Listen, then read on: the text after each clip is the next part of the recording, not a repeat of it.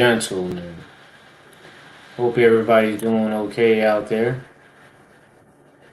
Uh, Today you are rocking with That's What I Do podcast.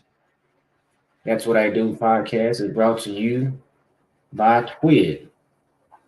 Today, if you can look on your screen, we're going to be talking about what the title says, which is which Joe is running America. And I think, like, probably you all think that this is something that needs to be addressed. Um, there's a lot of speculation out there as to whether or not he's capable of actually running the country. There's speculation as to whether or not he is running the country. So we want to just see for ourselves based on a few things. Let me upload this real quick. We will get into it. There we go. Now let's just listen to Sleepy Joe Biden. Let me say a few things before I take your questions. As you know, the special counsel released his findings today about their look into my handling of classified documents. I was pleased to see he reached a firm conclusion that no charges should be brought against me in this case. This was an exhaustive investigation going back more than 40 years, even into the 1970s when I was still a new United States Senator. The special counsel acknowledged I cooperated completely. I did not throw up any roadblocks. I sought no delays. In fact, I was so determined to give the special counsel what he needed, I went forward with a 5-hour in-person interview over 2 days on October the 8th and 9th of last year, even though Israel had just been attacked by Hamas on the 7th and I was very occupied. It was in the middle of handling an international crisis. I was especially pleased to see special counsel make clear the stark distinction and difference between this case and Mr. Trump's case. The special counsel wrote, and I quote, "Several material distinctions between Mr. Trump's case and Mr. Biden's are clear," continuing to quote, "Most notably, after given multiple chances to return classified documents to avoid prosecution, Mr. Trump allegedly did the opposite. According to the indictment, he not only refused to return the documents for many months, he also obstructed justice by enlisting." Now, family, I need you to really look at this guy. Look at his mannerisms. Look at his speech. Look at how he's talking. And you decide. Others to destroy evidence and then to lie about it. In contrast, he went on to say Mr. Biden turned in classified documents to the National Archives and the Department of Justice, consented to the search of multiple locations, including his home, sat for a voluntary interview, and in other ways cooperated with the investigation, end of quote. I've seen the headlines since the report was released about my willful retention of documents. These assertions are not only misleading. Okay. Yeah. Family, let's discuss another. Let's upload another one. I want Here's another one. Now you decide. to choose my words. There's some movement. There's been a response from there's been a response from the opposition. Now, if you're anybody with any common sense, excuse me, you can obviously look at this man and tell that he is not fit to be the head of the most powerful country in the world. So let's play the tape. But yes, I'm sorry, from Hamas. But it seems to be a little over the top. We're not sure where it is. There's a continuing negotiation right now. Polling from NBC News finds 3/4 of voters, including half of Democrats, say they have concerns about Joe Biden's mental and physical health. Democrats, however, continue to blame the president's lukewarm standing with voters on.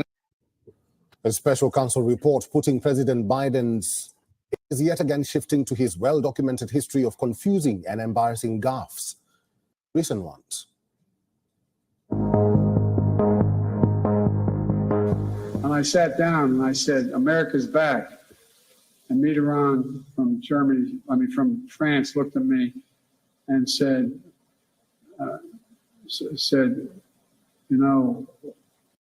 Family, he can't even get it out. I'm gonna stop right there. He can't even get it out. He can't get it out. And see, people aren't crazy. People aren't foolish. We're pretty astute when it comes to understanding when somebody is on camera talking in front of us, whether or not their mental faculties are up to par. And this obviously is not somebody who's up to par. Maybe this is why they're trying to go ahead and get as many illegal immigrants in here as possible so that the voting base won't be concerned about, his mental capacity, but just so they're getting free things at taxpayers' expense. Why? How long are you back for? As you know, initially, the president of Mexico, Sisi, did not want to open up the gate to allow humanitarian material to get in. What is he talking about? He don't even know. I talked to him. I convinced him to open the gate. There is some movement, and I don't want to choose my words. Look at that. I mean, just look. It's sad and funny at the same time that this man right here is incapable of running the United States. But so many people voted because, Trump is a racist. Is he more of a racist than this guy? I need to know. There's some movement. There's been a response from the opposition, but yes, I'm sorry, from Hamas, but it seems to be a little over the top.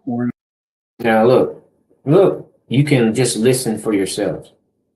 And they're trying their best to make it seem as though there's nothing wrong with this guy. Let's go to another one. Let me find another one. And I'm just scrolling through because, you gotta see where we're at as it pertains to this guy. Let's see what Ron Paul had to say. All right, Republican lawmakers, they have been raising concerns over Biden's mental fitness now for many years. And after yesterday's really damning report and disastrous press conference, more Republicans, they're speaking out. They're questioning whether or not Biden should be replaced on the 2024 ticket. And even Democrats know how much trouble Joe is in. Now, this morning, Democratic strategist Paul Begala admitted that Biden's only chance of winning is by using anti-Trump scare tactics. That's all they've been doing anyway. Take a look. This is terrible for Democrats, and anybody with a functioning brain knows that. But here's what you do. Instead of calling a press conference and saying, I really am sharp, you attack the other guy. Joe Biden gave the strategy in 2012. I remember he was vice president, and he said, don't compare us to the almighty, compare us to the alternative. So everything with Biden has to be not, I'm great, but the other guy's really damaging, dangerous, a threat. Senator Rand Paul, he poked fun at Biden's gaffes yesterday with this post on X saying, quote, he's going to build a wall with Gaza and make Mexico pay for it. And boy, are they going to be confused. Anyway, Kentucky Senator Rand Paul joins us now. I mean, it's been transparent for a long time. The media mob, I don't even think they're in denial. I think they're just a bunch of liberal. Now, we don't have to, the Republicans don't have to actually say anything derogatory or derogative towards Biden. If you can open up your eyes and see, you can see that he is a man who is not stable and or capable of being in the position that he's in. He probably won't make it till November, so and they're worried about that because nobody's going to want to vote for Kamala. I think it's fair to say Americans despise her even more than him. Hacks that claim to be journalists that aren't journalists. So I think it's very transparent. But, Newt just touched on something really important. This is dangerous now. It's officially dangerous. Our enemies read this report. They got a summary of this report this morning, and I could only imagine their reaction. It would be funny if it weren't tragic and if it weren't scary. Think about this. The bar for trying someone for competency is very, very low. Routinely in our courts, we do try people with a bare minimum of intelligence. They try to ask them if they know right from wrong. If you can discern right from wrong, you can actually be tried in most courts, even with limited intelligence.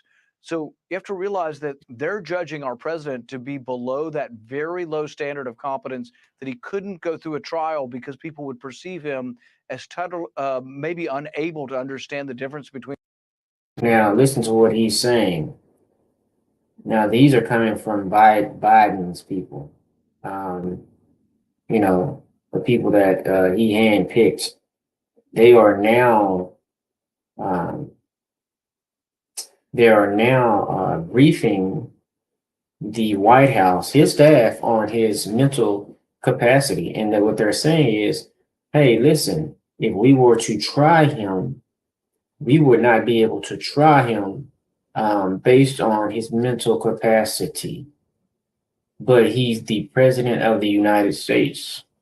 Between right and wrong, and with a memory so bad that he's basically not competent for trial. We've never had a president with that low standard. And it isn't just tragic or funny. It's scary because, yes, we have a nuclear arsenal. Complicated decisions would have to. Look at the tape. He's unsure of which way to go. He can't even make up his mind which way to go. They're having to help him. He's pointing left, right. Which way do I go? I don't remember. Have to be made within minutes if someone were attacking us. And yes, this does give our enemies a window into a situation that is very, very dangerous. And, for the Democrats to say, oh, well, we're just going to ignore his incompetence to the level of not even be competent that he could be tried. And we're going to say, well, let's just attack the other guy. Sometimes political attacks work, but there have been so many attacks on Trump that, he's probably the king of Teflon in the sense that so much of it bounces off. But this is going to stick to Biden, and I think he's going to have a difficult time running. They can try putting him in the basement again like they did during COVID. And frankly, that's about all they can do. They should take him off of the trail, put him in a basement, but we should not relent in pointing out that he can't even pass the competency test to be tried as an adult. I mean, these are devastating comments that he had and displayed significant limitations in memory. Look at the guy. His own people are saying he can't be tried. He can't. See, and this is why he was supposed to speak last year during the Super Bowl and this year, and they declined because they know we can't put this man up in front of the people. He didn't remember when he was vice president. He didn't know if it was I still vice president in 2009 and 2013, whatever year it was. And he doesn't know these things, but they did conclude that he willfully retained and disclosed classified materials. I don't think you get to have it both ways. I don't think you get to say, yeah, he definitely did this willfully, but because he's a cognitive mess and he's going to come off as a nice guy that's old with memory loss, that no jury will convict him, that's a way out. And I think Josh Hawley is right in that sense in saying either indict him or invoke the 25th Amendment. But I don't think you're going to get that out of this attorney general. I think he has been weaponized that department to such an extent. You'd never see an act of courage like that, ever. Yeah, and I think it's important if we're talking about Biden and Trump, both having classified records, but there's going to be a different standard. But it even goes beyond that. Equal protection under the law, when we have failed that in our country, when it didn't seem to be adhered to during the 1950s and 60s, or maybe before as well for African Americans, it led to civil strife in our country. And we got beyond that, but it was a very difficult time in our history. And we made the law better, and we have equal protection, I think, regardless of race. And I think we do a much better job than we ever. That's a lie. We don't have equal protection. Let me go back to what he said. Very difficult time in our history, and we made the law better, and we have Not for black people, you didn't. Because, well, you didn't. equal protection, I think, regardless of race. And I think we do. No, we don't have equal protection regardless of race.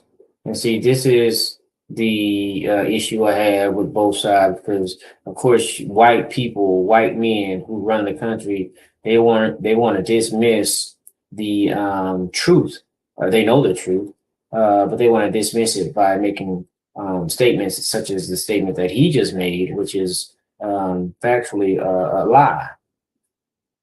Do a much better job than we ever did 50, 70 years ago. But now, if you don't have equal justice under the law because of the shade of your ideology, it can be just as bad. There can be strife, there can be unrest, there can be civil discord. There can be a real problem in a country if this extends where only certain people are prosecuted and other. Well, Mr. Ron Paul, that's how it has always been.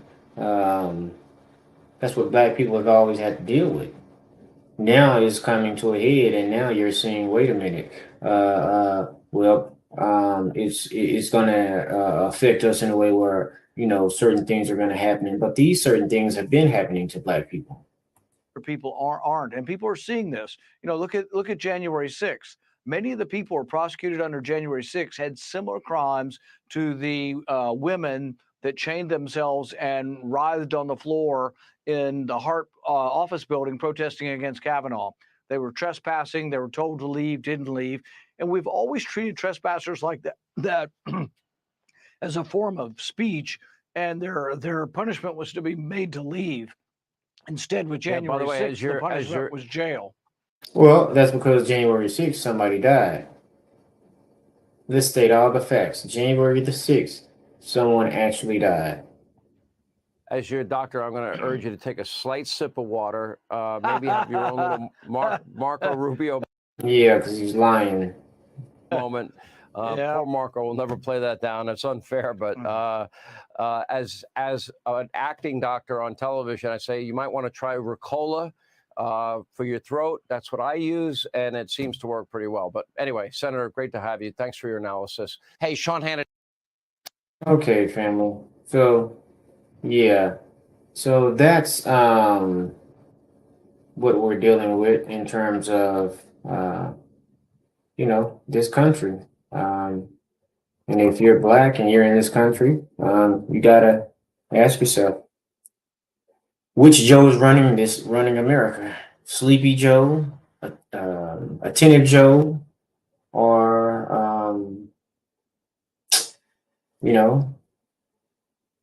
the Joe that's losing his memory? Which one is running the country? I would have to say that it really doesn't matter, because they're all bad. They're all bad. All three of them. It doesn't matter. Whichever one you're gonna get, whichever one they're gonna give you, or whichever one they can give you, it's not gonna be good. You're still gonna be having two wars going on where we're spending billions of American taxpayer dollars for Israel and the Jews, and you're also going to continue having, of course, illegal immigration, which is, devastating mostly the Black community. So, that's just where we're at right now. Black people, keep your head up, eyes open. Until next time, I want to give a big shout out to our sponsor, You Are Design. Until next time, thanks for tuning in.